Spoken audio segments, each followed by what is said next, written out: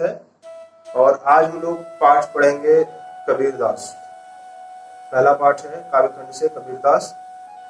कबीरदास का जन्म सन 1398 ईस्वी में और मृत्यु 1518 ईस्वी में माना जाता है। और ये माना जाता है कि इनके संबंध में कुछ लोकोक्तियां हैं। आज एक प्रमुख लोकोक्ति पे हम बात करते हैं कि कबीरदास का जन्म बनारस में लहरतारा नामक स्थान पर किसी विधवा ब्राह्मणी के कोख से माना जाता है। इस तरह की किंवदंतियां हैं। नीरू नीमा नामक एक मुस्लिम दंपति ने इनका पालन पोषण किया था और एक बड़ी प्रसिद्ध उक्ति थी, डूबा वंश कबीर का उपजा पुत्र कमाल। कमाल और कमाली नामक इनके पुत्र और पुत्री थी। ये तो इनके जीवन के सापेक्ष कुछ बातें रही। इनके गुरु का नाम था रामानंद। उसमें भी कुछ कहानियां आती हैं जो इसमें वर्णित नहीं किया जा सकता, क्योंकि ये तो आप लोगों को छोटे वीडियो के माध्यम से विषय पर रहते हुए बातें करने का एक संकेतक चल रहा है, इस वजह से। तो हम आते हैं इनके व्यक्तित्व और कृतित्व पर। कबीरदास जी बाह्याडंबरों का विरोध करते थे। उन्होंने धर्म में जितनी रूढ़ियां थी, चाहे हिंदू धर्म हो चाहे मुस्लिमों का धर्म हो, जितनी भी रूढ़ियां थी वे उन पे कुठाराघात करते हैं, कटाक्ष करते हैं। इसलिए कबीरदास आज भी हम लोगों के लिए बहुत ही प्रासंगिक हो जाते हैं। और एनसीईआरटी का पीडीएफ आप लोगों को भेज दिया गया है, उसमें से आप जीवन परिचय देखेंगे। कबीरदास की एक रचना आती है जिसका नाम है बीजक। कबीरदास की रचनाओं का संकलन उनके शिष्य धर्मदास ने किया है। बीजक को 3 खंडों में बांटा गया है, साखी, सबद और रमैनी। साखी का अर्थ होता है साक्षी, साक्षी अर्थात गवाह। साखी के अंतर्गत इनके सारे 2 हैं। सबद और रमैनी इनके पद हैं। शांत रस से परिपूर्ण निर्गुण भक्ति की उपासना को लेकर के संत किसे कहते हैं, व्यक्ति ईश्वर की प्राप्ति कैसे करता है, ये सारी की सारी ज्ञान संबंधी चीजें सबद और रमैनी में है। रमैनी का अर्थ होता है रमना, अर्थात रम जाना। देखिए, तुलसीदास एक कवि होते हैं, सगुण भक्ति की उपासना में वो राम की पूजा करते हैं, और कबीरदास भी निर्गुण भक्ति की उपासना में राम की पूजा करते हैं। तो एक उक्ति कही गई है कि एक राम दशरथ का बेटा, एक राम घट घट में लेटा। तो जो दशरथ का बेटा है उसका निरूपण किसने किया? तुलसीदास ने अपने राम कथा में। और ज्ञानाश्रयी शाखा के अंतर्गत कबीरदास जो आते हैं, उन्होंने अपने गुरु के आधार पर, रामानंद के आधार पर राम का वर्णन किया है। तो वो उस राम का वर्णन करते हैं जो रमा हो, जो कण कण में व्याप्त हो, कण कण में ईश्वर हो, जो ईश्वर के साकार रूप की छोड़ करके निराकार रूप की पूजा करता है। अब इनके जो ग्रंथ है कबीर ग्रंथावली, इसका संपादन नागरिक प्रचारणी सभा के माध्यम से डॉक्टर श्याम सुंदर दास ने किया था। अब कबीर की प्रासंगिकता पे हम चर्चा कर लेते हैं। हमने कहा कि कबीर कवि तो पहले है ही, कवि से भी बड़े एक समाज सुधारक है। आचार्य हजारी प्रसाद द्विवेदी ने कबीर के बारे में कहा था कि कबीर वाणी के डिक्टेटर है।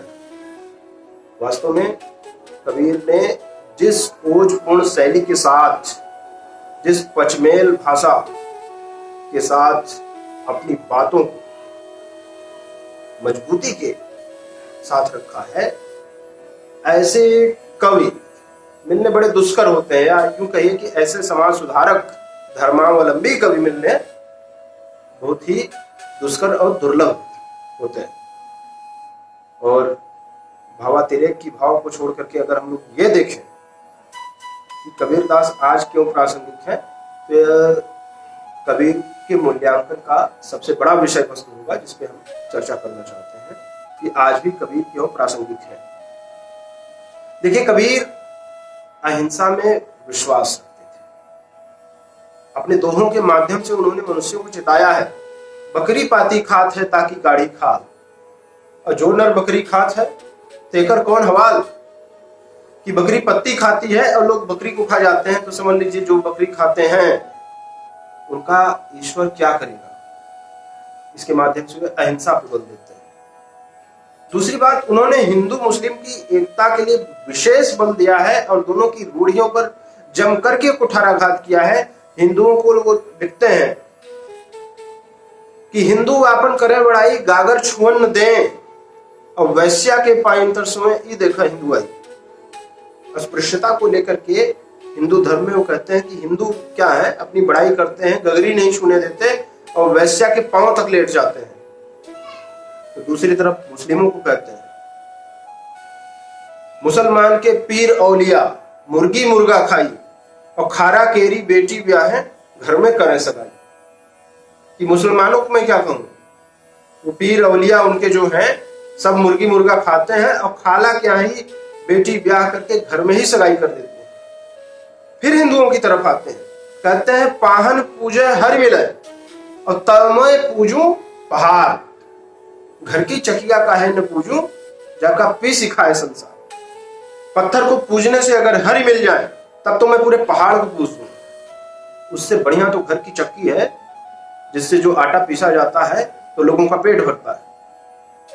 और उसी तरफ मुस्लिम पर कुठाराघात करते हुए कहते हैं काकर पाथर जोड़ कर मस्जिद दिया बनाए और ताचड़ ही मुल्ला बाग दे क्या बहरा हुआ खुदा है। कंकड़ और पत्थर जोड़ करके मस्जिद बना दिया, उस पर मुल्ला चढ़ करके बाग दे रहा है, क्या खुदा बहरा हो गया है। यानी इन्होंने किसी को नहीं छोड़ा, वो चाहे हिंदू हो चाहे मुस्लिम हो, और दोनों के विरोध का सामना इनको बराबर करते रहना पड़ा। और आज भी स्थितियां जो हैं उसको समझा जा सकता है कि हिंदू मुसलमान के नाम पर क्या क्या चीजें करवा दी जाती हैं। खैर, ये कबीर का पक्ष था, उस पर बात करते हैं। कबीर गुरु को बहुत महत्व देते हैं। गुरु दो वर्णों से मिलकर के बना है, गु और रू। गु का अर्थ होता है अंधकार, रू का अर्थ होता है प्रकाश। अस्तो मां सत गमय तमसो मां ज्योतिर्गमय, जो असत्य से सत्य की तरफ ले जाए और जो अंधकार से प्रकाश की ओर ले जाए। तो गुरु की महत्ता को लेकर के इनके दोहे बड़े प्रसिद्ध रहे हैं। जब मैं था तब गुरु नहीं, अब गुरु है मैं नाही, सब अंधियारा मिट गया जब दुनिया देखा मां। उसके बाद गुरु गोविंदो खड़े काके लागो पाए, बलिहारी गुरु आपने गोविंद दियो बताए। फिर गुरु कुम्हार शिष्य कुंभ है, गड़ी गड़ी काटे खोट। यानी ये गुरु को ईश्वर से बहुत महत्वपूर्ण दर्जा देते हैं और कहते हैं कि अगर गुरु नहीं है तो आपके अंदर का मैं, आपके अंदर का अहम कभी समाप्त नहीं हो सकता। इसके पश्चात निर्गुण भक्ति में शांत रस को निरूपित करते हुए मानव को इस तरह से सुनियोजित ढंग से जो अपने विचारों से प्रेरित करते हैं, हम मरम मरिह संसारा हमके मिलन जियावन हारा, या मैं कुत्ता हूं राम का कुतिया मेरा नाम। जीवन की क्षण भंगुरता को लेकर के और जीवन की वास्तविक सच्चाई के बीच क्या अंतर है, उसको समझाने का जो महत्वपूर्ण कार्य कबीर ने कर दिया है, हमको नहीं लगता है कि ज्ञानाश्रयी शाखा के किसी कवि ने ऐसा करने में दक्षता पाई हो। आगे बढ़ते हैं। कबीरदास जी प्रेम को बहुत महत्व देते हैं और आप लोग कक्षा 9 में जो दोहे निरूपित हैं वो प्रासंगिक दोहे ही हैं। जैसे अभी एक दोहा आपको पढ़ने को मिलेगा, पखा पखी के कारण सब जग रहा अपना। हम लोग जब उसके काव्यमय व्याख्या पर आएंगे तब इसकी विशेष तौर पे चर्चा की जाएगी। हमने कहा प्रेम पर को बहुत महत्व देते हैं। पोथी पढ़ी पढ़ी जग मुआ और पंडित भयान कोय, ढाई आखर प्रेम के पढ़े सु पंडित होय। यानी पोथी पढ़ पढ़ करके पूरा संसार मर गया, खत्म हो गया, लेकिन कोई पंडित नहीं बन पाया। अगर 2.5 अक्षर जो प्रेम का है, 2.5 अक्षर, उसको जिसने जान लिया, जिसने समझ लिया, जिसने परख लिया, वही सबसे बड़ा पंडित है, वही सबसे बड़ा ज्ञानी है। कबीरदास देशाटन बहुत किया करते थे। देशाटन मतलब कि एक दूसरे जगह जाना, संतों के साथ बैठना, उनका संग करना, उनकी अच्छी अच्छी बातों को जानना, समझना, और उसके बाद देशाटन के ही माध्यम से उनमें कई भाषाओं का ज्ञान होता है, कई बोलियों का ज्ञान होता है, और वो केवल बोलते थे। और उनके जो शिष्य थे धर्मदास, वे उसका संकलन कर लिया करते थे। इसीलिए अगर जिसके मन में यह शंका हो कि कबीरदास जो कहते हैं मसी कागज छुयो नहीं, कलम गयो नहीं हाथ, जिसने कागज छुआ नहीं, कलम हाथ में उठाया नहीं, उसने लिख कैसे दिया? तो उन्होंने बोला, उसका संकलन उनके शिष्य धर्मदास जी ने किया था। कबीर की वाणी, कबीर के दोहे वास्तव में हमें आध्यात्म की तरफ ले जाते हैं। आध्यात्म का अर्थ है अधिधन आत्म। अधि मतलब समीप, आत्म मतलब अपने, अपने समीप हम अपने आप को कितना जाने। कबीर के दोहे सीधे हमें आध्यात्म से भी जोड़ते हैं। कबीर ने जो समाज सुधार का कार्य किया, कबीर के काव्य शैली की, कबीर के भाव पक्ष की, कबीर के विषय वस्तु की जो प्रासंगिकता कबीर के समय में थी, हमें लगता है कि वही प्रासंगिकता आधुनिक समय में भी है। हम उम्मीद करते हैं कि छोटे में एक अच्छा प्रयास किया गया होगा, और भी जो आप लोगों को शंका हुई होगी, आप कमेंट बॉक्स में हमें सूचित करेंगे। कबीर का जीवन परिचय आप अपनी उत्तर पुस्तिका में लिखेंगे, और हमारे पीछे एक टीम काम कर रही है, अच्छी टीम है, और हमसे बहुत प्रेम करती है वो टीम। जैसे आप लोग प्रेम करते हैं, वैसे वो लोग भी प्रेम करते हैं। तो उस टीम के लिए इस वीडियो को सब्सक्राइब कर दीजिएगा, अपने कमेंट करिएगा, और इसमें हम आपको PDF नोट्स, शब्दार्थ, सरलार्थ, भावार्थ सब देने की कोशिश करेंगे। तो कृपया हमारे लिए और उन लोगों के लिए, खास तौर से उन लोगों की मेहनत के लिए इस चैनल को आप जरूर से जरूर सब्सक्राइब कर दें, ताकि इसका नोटिफिकेशन आपको मिलता रहे। अगला वीडियो जो होगा कबीरदास के दोहों पर होगा। काव्य में उनके जो जितने भी दोहे हैं, हमको लगता है कि आपके पाठ्यक्रम में 7 दोहे हैं, तो हम उसका आदर्श वाचन करेंगे।